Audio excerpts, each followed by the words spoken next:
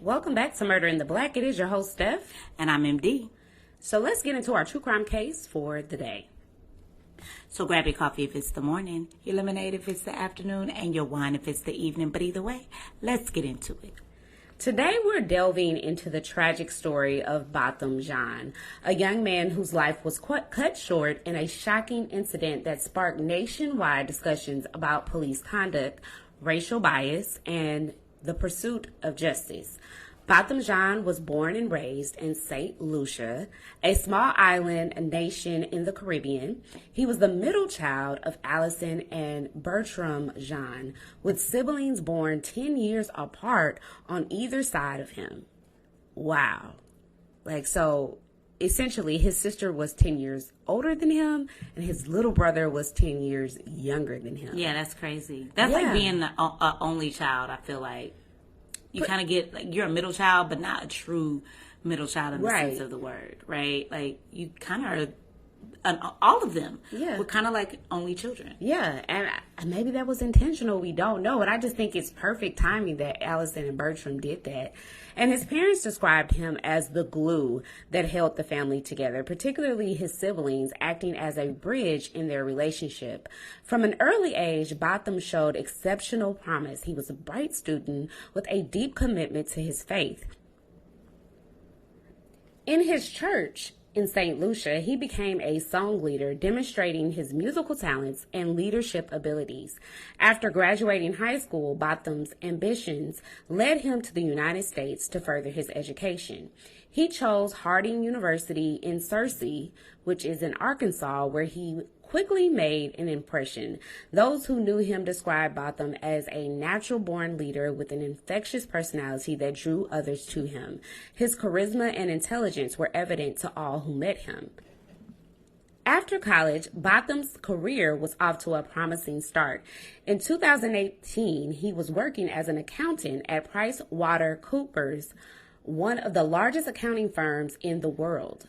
However, despite his success in the corporate world, Botham had grander aspirations. His long-term goal was to gain experience as an accountant, but ultimately he dreamed of returning to St. Lucia to become the prime minister.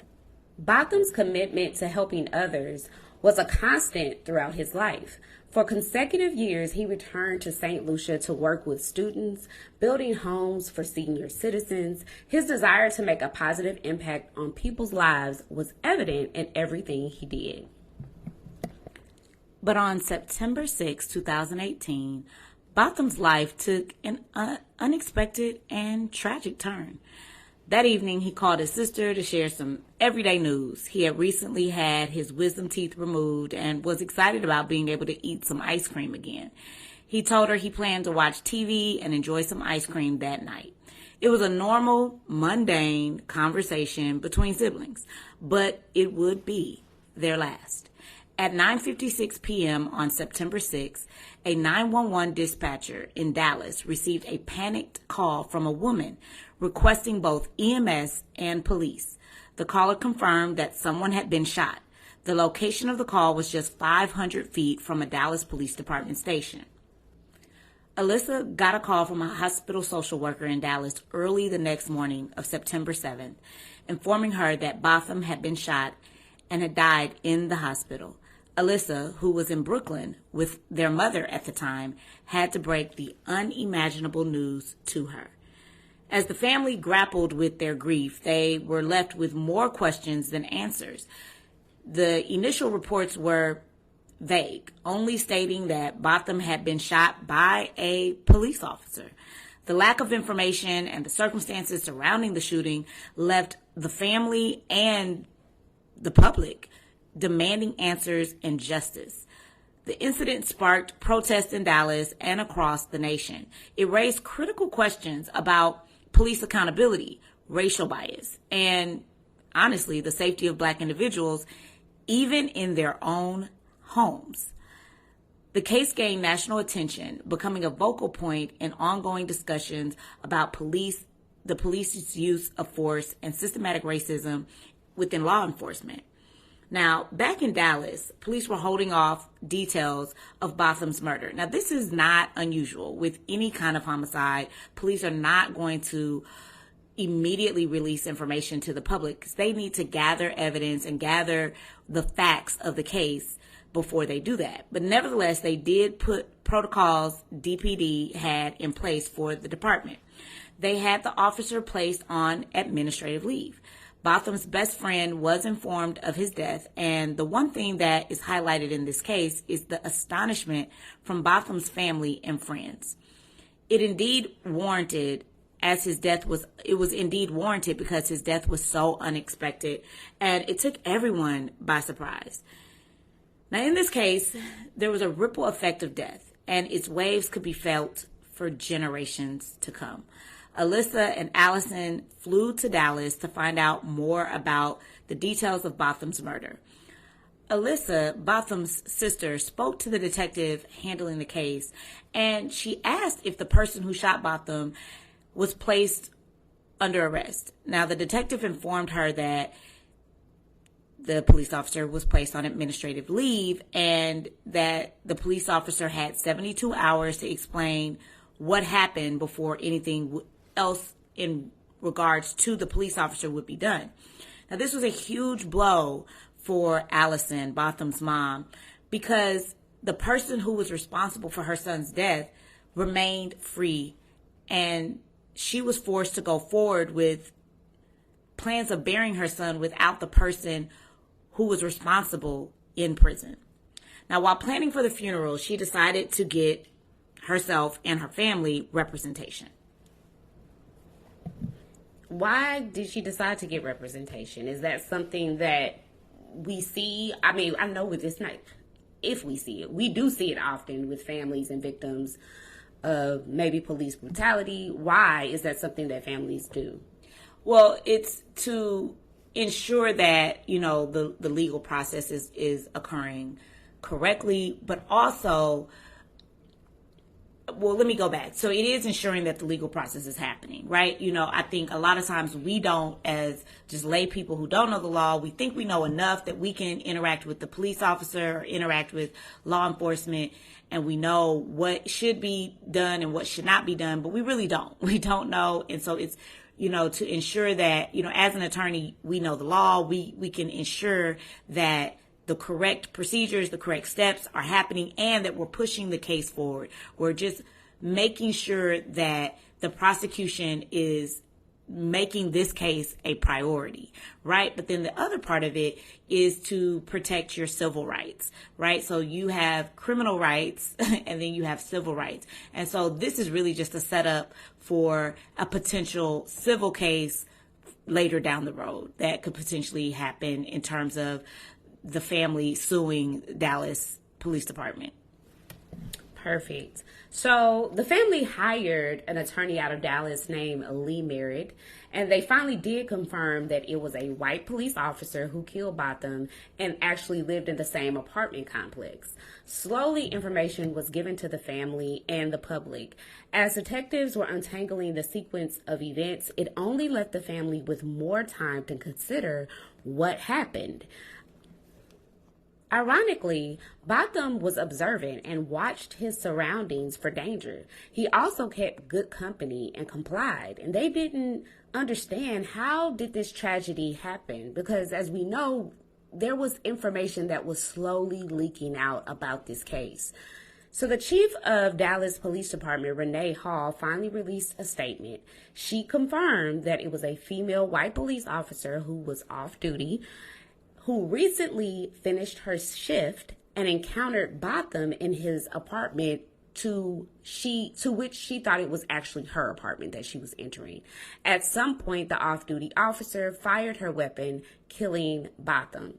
The overall message to the Black community was this: we're not safe on the streets, but more importantly, we're not safe in our homes. And for just a quick second, MD, I want to talk about the nature of being killed in your home, right?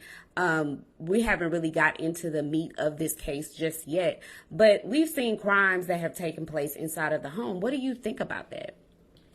your house, your home, your home, whether it's your apartment, it doesn't matter. Your home, where you live, where you lay your head, is sanctimount. And that, in the legal system, it is the place where law enforcement, where others are not allowed without your consent or without a warrant. Right? So just think of a normal day. You go home, somebody wants to come to your house. They have to do what? Ask. They have to ask, they have to ring the doorbell, they have to knock on the door, and then you have to answer and either allow them in or not allow them in. And so for a crime to take place in your house, for you to be burglared, to be robbed, to be killed, to be, assaulted in your home is just the utmost disrespect, right? Because if you are not safe in your house, where you can lock the doors, where you can ensure your safety, where are you safe? Exactly. I mean, it's the ultimate violation. So protests began in Dallas and the U.S. throughout the Black community, and allies demanded that this cop be charged with murder. The question and theories about Botham's murder quickly started to emerge inside of the public as the investigation took place with the police department. So let's run through a couple of these questions that the public had.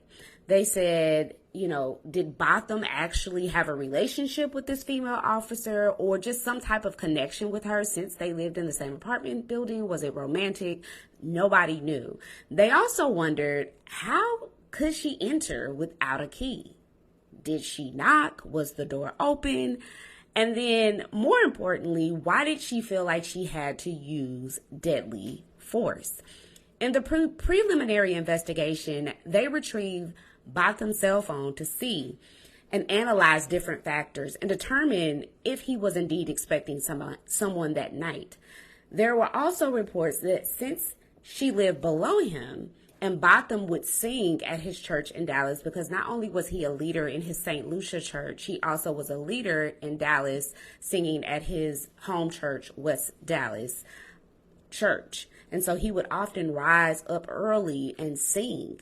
And so they felt like, is it probable that she got annoyed with his singing in the early mornings? There were actually some noise complaints, and they felt like it could have been her.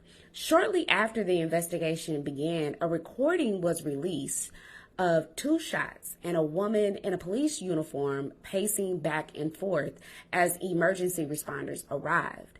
That video went viral. So the police couldn't keep quiet about the identification of the police officer involved. It was revealed that the officer who shot Botham was Amber Geyer. The theory was floating around social media with a picture attached to Botham amongst a group of girls, and they felt like maybe this was her because they had not released her picture just yet. People still were trying to fumble around with these theories. The public and the family wanted to hear Amber's story. They wanted to know her side of events. There was still a lot of unknown in this case, and the DPD tried to actually go in and save Botham's life. They performed CPR. They did all the emergency measures that you're supposed to do. But the question became, did Amber actually provide CPR and aid to Botham? According to Amber, she did. But as the ADA began to look at this situation and this murder, they felt like she did not. And they began to conduct an investigation, not just within who Botham was talking to on that day, but also they had to talk to police officers, review footage, and EMT providers on the night of the murder. However, when they looked at the footage from a police car, Geyer was put into the back or the front of a police car, and she's conversating with a police officer, and then suddenly the footage is turned off. The actual camera is turned off. And this presented a bigger question to the district attorney as he wondered, why was it turned off at all? Now, on September 9, 2018, The DA announced after the initial investigation that that Amber Geiger was going to be arrested on manslaughter charges and was later released on bond. So, MD, just quickly, can you explain manslaughter versus murder? I know we've talked about it, but just touch on it real quick.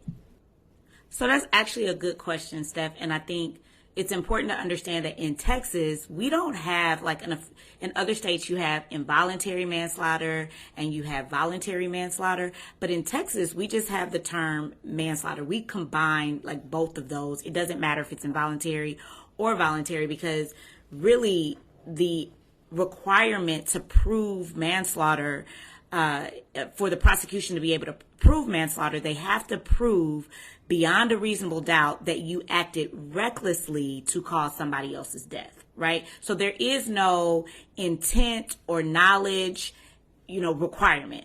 You don't have to have knowledge that you were going to kill. You don't have to have intent to kill. The only requirement for manslaughter in Texas is to be reckless, right? So that's why if you kill someone in Texas while you're under the influence, while you're driving under the influence, you could go to jail for manslaughter if you were convicted, right? Whereas in the state of Texas, a conviction for murder is to intentionally, like the definition for murder in the state of Texas is to intentionally or knowingly cause the death of a person. So you see the difference is manslaughter doesn't require knowledge or intent, but in murder, you have to prove knowledge. You have to prove that you intentionally knew that you were causing someone's death. So those are the differences. Does that make sense? Total sense. So what happened? So they charge her with manslaughter, or they arrest her under the charge of manslaughter. She gets released on bond, and they continue to do their investigation. And on the body cam evidence, we see she's talking to police officers on the scene. And in this conversation she has with the police officers, she never states that she was in fear for her life, right? But later on, after, she gets arrested and she's recounting her story to the police, at that point, she says she was in fear of her life. She felt like Botham was coming toward her or at her, and she feared for her life in that moment. Now, that's important, right? The reason that that's important, especially in light of knowing what murder and manslaughter is that if she was in fear of her life, it provides an affirmative defense to the manslaughter charge. Now, the question becomes, did law enforcement help her develop this story for her defense, right? Like, did they help her develop the story? Is that where, when they turn off that camera footage, is that what was happening? We don't know. So police officers decided that they were going to review the footage from outside of the apartment complex. Now, Mike Mata was the president of the Dallas Police Officer Association, and he was the one who instructed the officers to shut off the cameras. DPD tried to help her. It appeared that DPD was trying to help her cover up this crime. At least that's how the public and the family perceived it. And if you're sitting there listening to this story, that's how it looks. Why would he instruct the police department or why would he instruct his officers to turn off the camera? That just doesn't make sense. What are your thoughts, Steph? Yeah, I mean, it doesn't look good, right? Like you never want to be put in a situation, guilty by association. It doesn't look good. And I think we live in a time where cops having, it's so interesting. This is sidebar. But I've been watching a lot of cops pulling people over on TikTok. It's like my favorite pastime now. And so you see people immediately say, because of the police brutality that many minorities experience, they're like, I'm about to record this. And the police like, I'm recording it. And by police recording it, it provides an account of what actually is going on in real time. And so for them to cut that off, and then for her to be charged with the manslaughter crime, and then she has this defense where she once says, in the moment, live, I thought I was in the wrong apartment. She never says anything about fearing for her life. You would think one would say that in that moment, but she doesn't. But then she doubles back and says it. It just seems suspicious. It does. And I think what my mom, or our mom, always says really is applicable here. Police have their own fraternity, right? And they're going to stick together regardless of the circumstance. This is known by the public, which is why in this situation, it wasn't hard to believe that the camera was turned off so that they could protect their own. Botham was funeralized on September 13, 2018.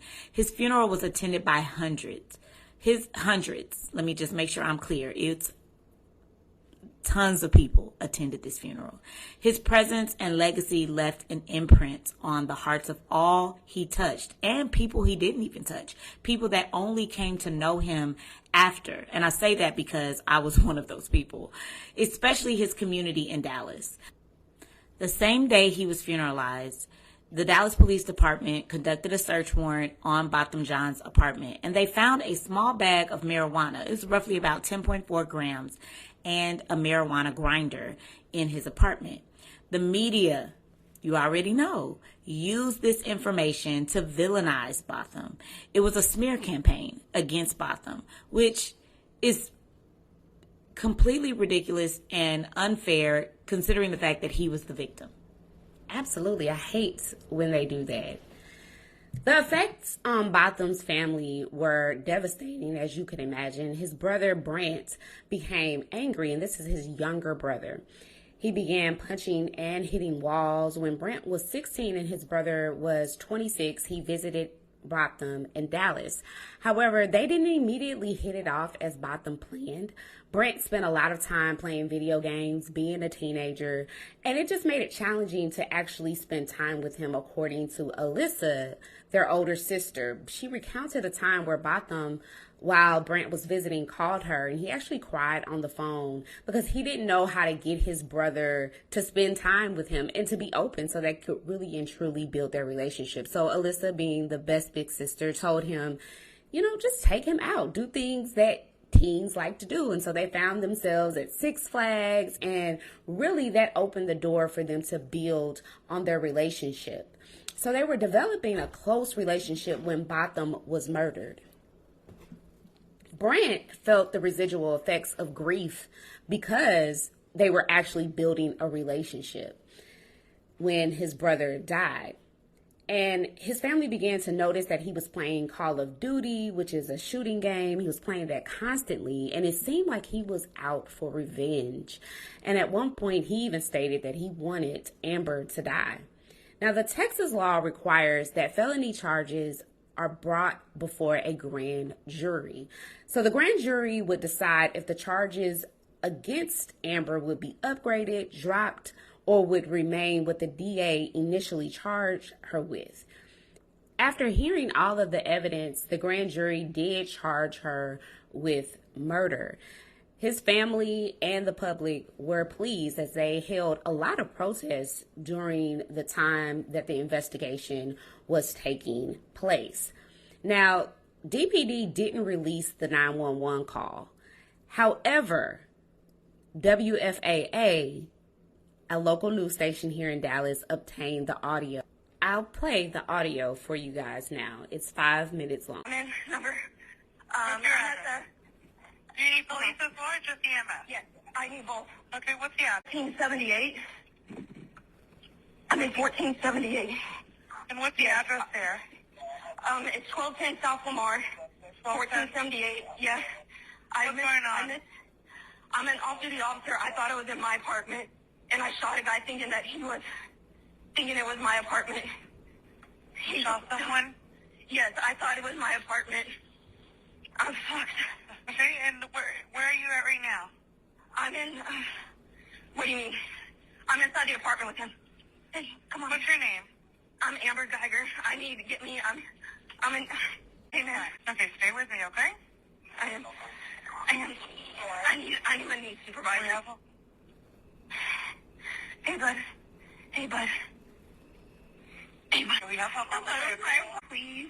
They're on their way. I just want to park on the third floor. Okay, I understand. No. What ticket to them? No. He's like, they're coming, they're like, I'm sorry, man. Okay, where was he shot? He's on the top left. Okay, you're with Dallas PD, right? Yes, me too. They tried to get you. My apartment. Fuck. I thought it was my apartment. In the audio, you hear how remorseful Amber seems, and she keeps recounting that she entered the wrong apartment.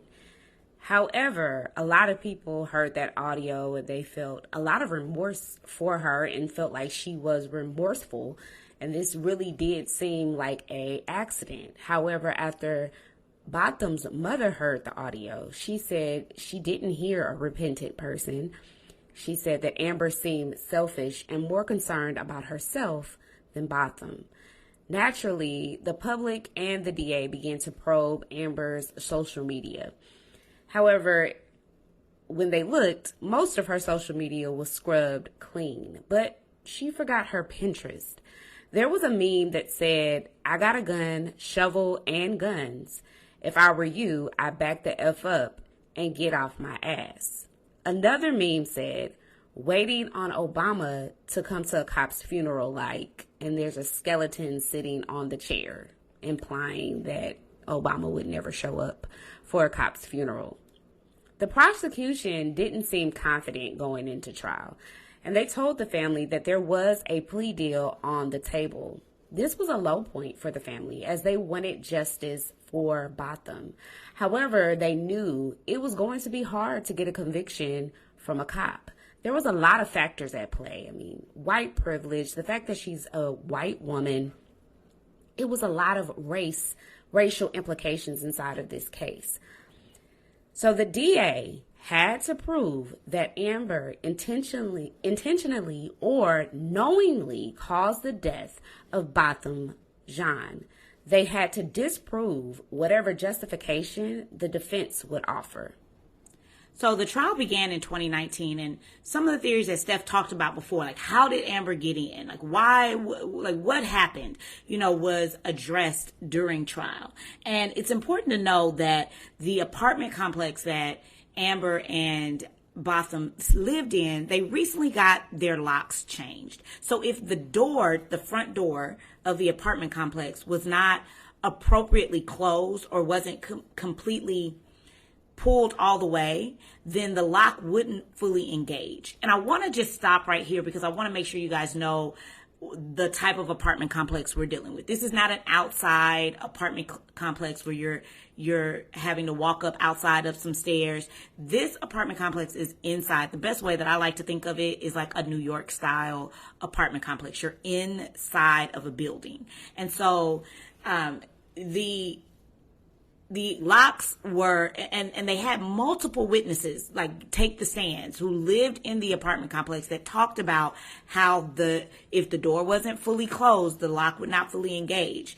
The weather also affected the locks at the apartment complex. So if it was super hot outside or humid or very cold. So all of these things played a factor. And according to Amber's testimony, she was able to actually just push the door open. So she didn't have to use a key or anything to open the door. The door was open. And upon entering, she encountered Botham, who approached her in an aggressive way, which didn't match the evidence that investigators found. The DA made it clear that she was presented with choices during that time, and the DA presented that. And so what the choices that the DA was describing here, she was able to present these choices through witness testimony, right? So by bringing up officers and asking them, if you were in a similar situation, what does your training provide for you to do, right? So when she entered into the apartment complex or into the apartment and saw Botham Jean approaching her aggressively, the DA made it seem like, okay, Amber could have at that point backed out of the apartment, could have called for help, could have, there were other things she could have done other than pulling her firearm and shooting. And it was proven through the evidence that Botham was, in fact, not even coming at her. He fell in a football position, implying he was trying to get off the couch. So he was standing up off of his couch, not moving toward her. The bullet went through his chest, but landed in his back, which is an unusual placement. Steph, do you want to talk about that a little bit? Yeah, so it really points to how the bullet entered him upon standing up. And if he was coming at her, it would not have landed in his back like that. So it confirms that he wasn't coming at her, or else the bullet would have landed differently. Right, so the bullet trajectory conflicted with her account. And everything aligned with the evidence that he was sitting down, watching TV, and eating a bowl of ice cream, just like he told his sister he was planning to do that night. The defense tried to hammer in that she thought she was in her apartment and therefore had the right to defend herself. And I want to pause here too, because I watched this trial in real time with, my law professors and, fellow law attorneys. And it was very riveting to get this testimony, because I think when you just hear this on paper, or you hear me and Steph say that she thought she was in the wrong apartment, I think you sit back and say, how? How can you think you are in the wrong apartment? That just simply does not make sense. And I know that's how I thought as the prosecution presented their testimony. But when you had the defense stand up and the defense brought in their witnesses, and they had multiple witnesses, or even when they cross-examined the prosecution's witnesses, they brought up the fact that this apartment complex was not well distinguishable, that there were multiple accounts of people walking in to somebody else's apartment complex where they accidentally almost entered the wrong apartment complex. And when you're driving up the parking lot, how it looks the same. Like, you know how usually different levels is like different colors sometimes, or it's distinguishable that I'm on level 1 and level 2 and level 3. And it wasn't like that here. And they really were able to show through the evidence, through pictures and through witness testimony, that it is very probable and possible that Amber thought that she was entering into her apartment and she wasn't. Now, when she gave her testimony, because she did in fact testify, which was also very alarming in this case, as an attorney, we highly discourage you from testifying unless it is really the only option, right? But you, as the person that is on trial, you get that right. We don't get to tell you what to do. You have the right to testify, and you have the right to remain silent.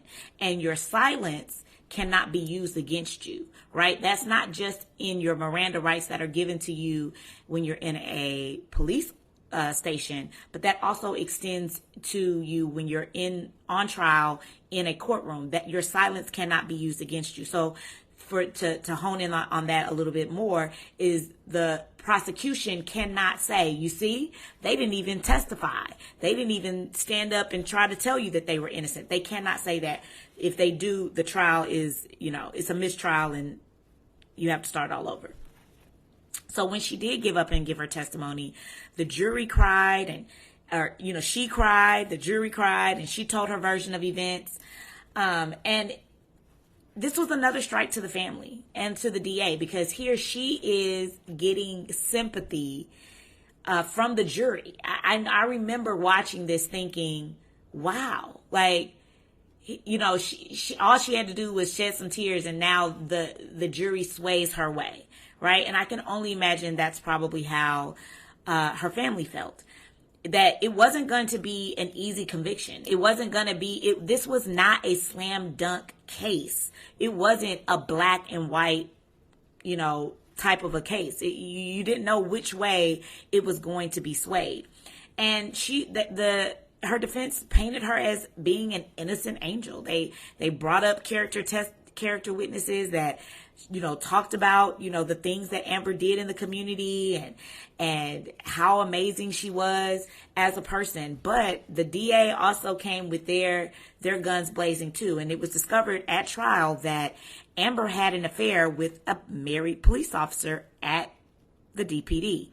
And that affair lasted 2 years and was off and on. And according to phone records, her and this officer had plans to meet up for sex on the night of Botham's murder. And Amber testified that she was driving fast while she was on the phone with Martin, trying to finalize her plans and, you hurry up and get to him and go do what she was trying to do, that she missed the floor of her apartment. So if you remember, I said these floors looked similar. It was hard to distinguish them. And if you're in a rush and you're trying to hurry up and get to your booty call, maybe you can miss that you're not on the right floor. And she became upset that, they weren't going to meet that night because, Martin, decided to cancel the plans at the last minute. And so now she's angry. She was rushing, but now she's angry. And she's angry because Martin ditched her at the last minute. And so the prosecution really painted this picture that Amber was, fueled up on anger against not being able to see Martin, that when she saw Botham in what she believed was her apartment, she took out her anger on Botham and she fatally shot him.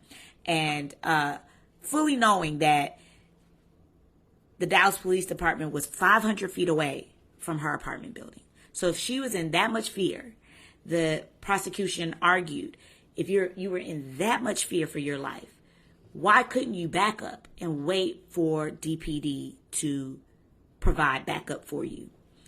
And there are so many other options than shooting Botham fatally, right? Like, even if you felt like you had to fire your gun, do you fire it at him or do you fire it in his chest? And this was the picture that the DA laid out for the jury. Now, Amber's side is that she acted as a police officer. She yelled out commands for Botham to follow. He didn't follow them. She claimed that he was not compliant with her commands. And this also became another thorn in Botham's family side, as they said she was aware of what it was to be a black man in this country. You have to be compliant to not just the police, but anybody, because how was he supposed to know she was the police? But I digress.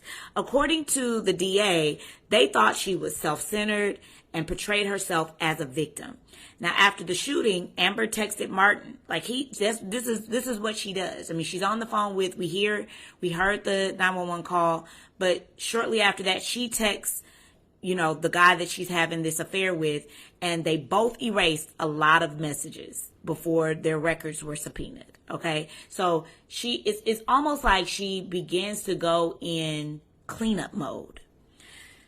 Now, what they were able to find about the affair between Amber and this officer is she does say, I effed up. She was sending and receiving messages throughout the time of the shooting and after the shooting. She wasn't helping, they argued she wasn't helping save Botham's life. She wasn't giving CPR. And at 10:05 p.m., police footage shows her walking around and texting. She wasn't crying. She wasn't showing any kind of emotion. She was talking about getting drunk in the days after the murder and having sexual encounters with this same officer. She felt confident that she would get away with this shooting. And after 7 days, the prosecution rested, and the judge informed the jury of what they were to deliberate on.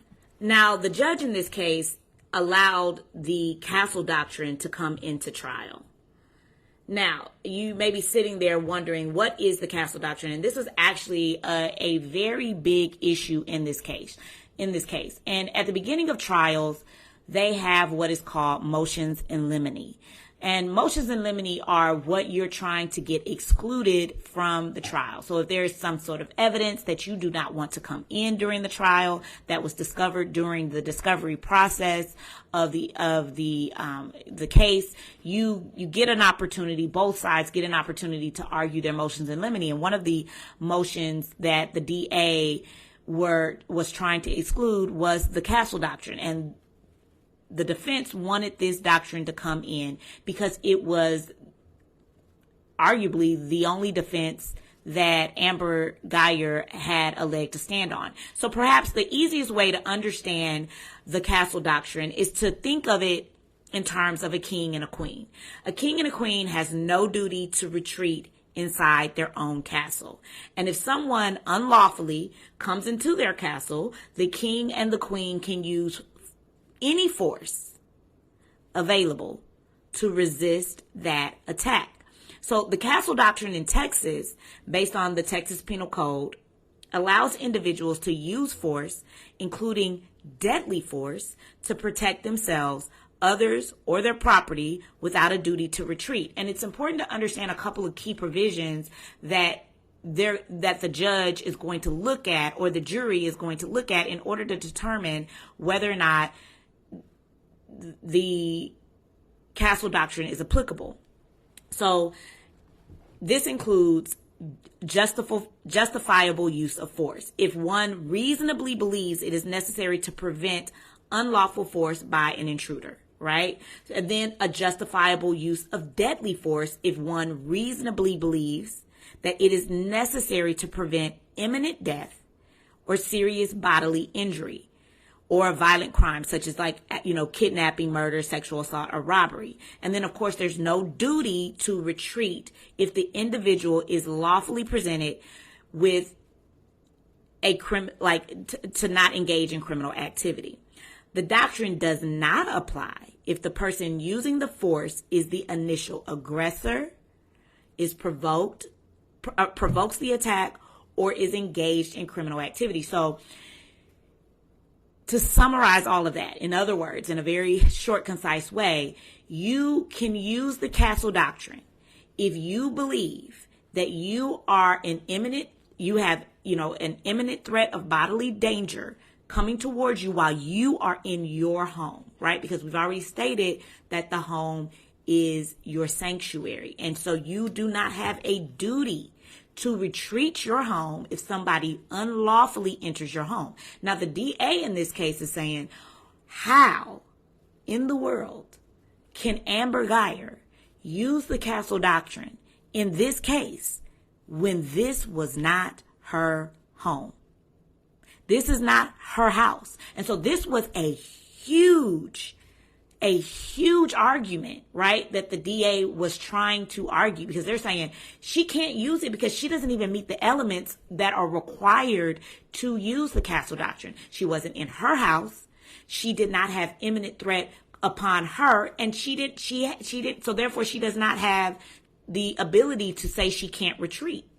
Well, the defense is saying, hey, creatively, they're saying, no. She believed that she was in her house. And so based upon the belief that she was in her house, and according to her testimony, Botham was engaging her in an aggressive way, and she felt in fear of her life, then she does not have a duty to retreat. Now, this could be argued for days, and I'm telling you, I know it could be argued for days because we argued it for days amongst our, my law professors and, my peers. And we could go all day long, but I'm not going to go there, because what we know is that the judge in this case did allow the castle doctrine to be used for Amber Geyer's defense. And so that was a blow to the prosecution. And so that was something. So that was something that the jury was allowed to consider. So even if they came to the consensus that yes, Amber killed, which was not ever up for debate, but Amber killed Botham Jean. Did she do that? The question then becomes, did she do that justifiably? Was she justifiable in her reasons for killing him? Now, as the family and the public waited, and it felt like forever as the jury deliberated, Alyssa described this feeling of weight as being underwater. And I can only imagine, because you don't know what's going to happen. Are we going to, get the justice that we deserve? And finally, the jury came back, and the family entered the courtroom. Decorated DPD officers were lined up on each side of the courtroom, and then the jury returned their verdict. And they determined that Amber Guyger was, in fact, guilty of murder. The family was in awe, and the first person they praised was God. It was an audible gasp in the courtroom. And although they experienced an incredible loss, it felt like victory had arrived. But for the people in his family, they were filled with immense sadness as they felt the sting of the loss of Botham Jean. That afternoon, the punishment phase commenced. Amber and Botham's family were inside the courtroom giving their accounts before she was sentenced. They handed down a sentence of 10 years. It felt like a slap in the face to the family. They expected that she would get anywhere between 30 to 40 years. After all, she took a life. People outside the courtroom began to protest. It was an unfair sentencing. Jean's family was allowed to read impact statements. Brent didn't want to, but his grandmother asked him if he would, and so he conceded. Many family members feared what he would say because of his acts of violence that he had done leading up to the trial and just his insistence on revenge. However, Brent was calm when presenting his statement. He told Amber directly to go to God and he would forgive her if she was contrite. He also said he loved her and forgave her. He said that if it were up to him, he wouldn't send her to jail, but he would tell her to go on her way and live a better life. That's what Botham would have wanted. Do better for yourself. Knowing it was unconventional, he asked the judge twice if he could hug her. Finally, the judge did allow it. They embraced, and he described Amber's face as if she had just seen a miracle take place. Everyone in the courtroom was shocked. Alyssa, Botham's older sister, was just trying to process everything she was seeing. She had to process the fact that, one, she just got convicted. Amber was just convicted of murder. Two, she was charged with sentenced to just 10 years. And now her younger brother was on the stand giving his account of forgiveness and actually stepping down to hug the woman that murdered her brother. And she couldn't figure out how she felt. She didn't know how to process any of it. She felt and asked herself, how did Botham feel? How would Botham feel with everything that just took place? And she determined that she didn't know. Everyone was in awe at the act of kindness that Brent showed to Amber. And this did not just end with the people inside of the courtroom. This was noticeable throughout social media. In fact, there was a lot of talk on Black Twitter in particular about his choice to forgive Amber and actually give her a hug. MD, do you remember seeing all of the talk surrounding this? Oh, it was yes. The answer is yes. I do remember it, and it was quite something to witness, to be honest. I watched it, and I remember feeling very similar to Alyssa, like excited that they received a guilty verdict, that the DA was able to prevail in their case. Then simultaneously saddened during the punishment phase of the crime, where she only received 10 years. And then moving, so like, I felt like there was just like this myriad of emotions that you go on, right? Like you're happy, then you're sad and maybe even angered that, she only got 10 years. Cause you're also thinking, what if this was a Black woman? What if this was a Black man? Like, would it be the same? You can't help but question it. And then to see Brent go up and hug her, it broke me. And so I thought, it broke, I literally cried. And because I was just like, I don't know if I could do that.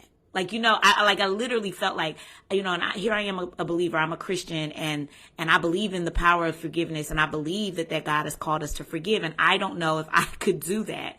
And it just broke me, and I thought that would be the consensus amongst my peers, amongst, people that I knew and didn't know. And I remember going on social media and seeing, oh no, people are livid that he forgave her.